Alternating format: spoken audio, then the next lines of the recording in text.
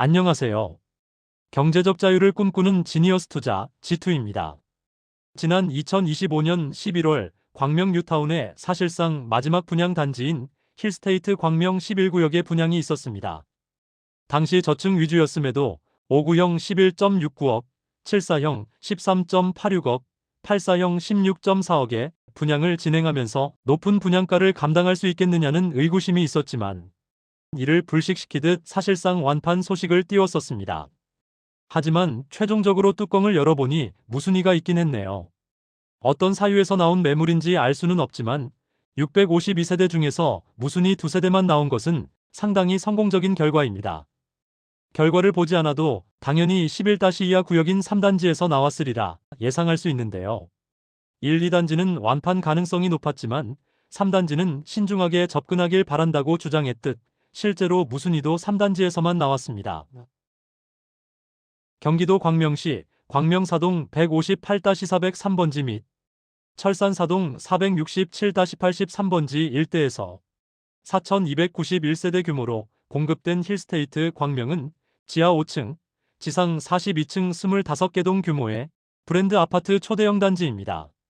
조감도만 봐도 그 규모가 대단함을 알 수 있습니다. 직접 보면 더 웅장하겠지요.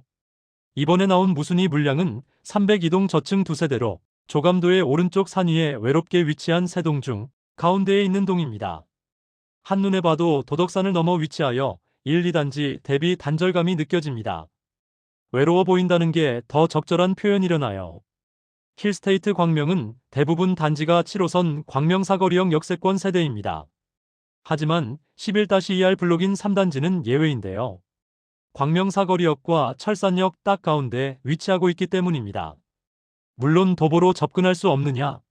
그건 아닙니다. 다만 집에서 역으로 갈 때는 내리막이지만 집에 올 때는 오르막이어서 좀 힘들 수 있습니다. 단지 배치도를 보면 오른쪽 11-2하 블록 경로당 옆에 302동이 있고 84D형이 있음을 알 수 있습니다. 2호 라인이기 때문에 가운데 위치하고 있습니다.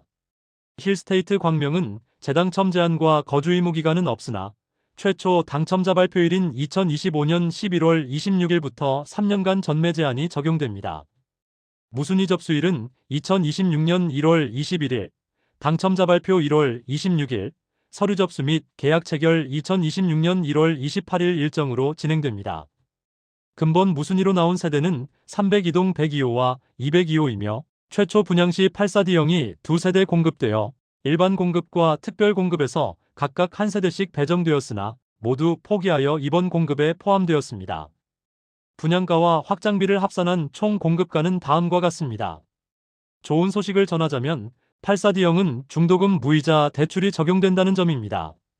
중도금 대출이자만 최소 5, 6천만 원은 절약할 수 있겠지만 이 역시도 분양가에 녹여놨다고 봐야 합니다. 이번 무순위 청약은 경기도, 서울특별시, 인천광역시 등 수도권에 거주하는 무주택 세대 구성원이면 청약통장 가입 여부와 무관하게 신청 가능합니다. 입지가 아쉽지만 대상 지역이 워낙 광범위해서 경쟁률은 엄청날 것으로 예상합니다. 84D 평면도를 보면 포베이 구조로 꼭 필요한 공간에 집중한 평면 구성임을 알 수 있습니다. 팬트리가 없어서 아쉽지만 대신 각 방의 공간을 여유있게 뽑았다는 인상이 들었습니다. 힐스테이트 광명 11은 최초 분양 시 특공 6,643개, 일반 1,851개 통장을 끌어모으면서 흥행이 예상되었고 실제 사실상 완판에 성공했습니다. 11-2R 블록 때문에 고전하지 않을까라는 저의 예상을 보기 좋게 비켜나갔죠. 하지만 84D형은 입지와 금액적 부담이 컸는지 두 세대 모두 분양에 실패했습니다. 힐스테이트 광명을 보면 1단지는 묻지도 따지지도 말고 청약을 권하고 2단지도 괜찮다고 보지만 3단지는 상대적으로 소외될 각오하고 참여하길 권유합니다.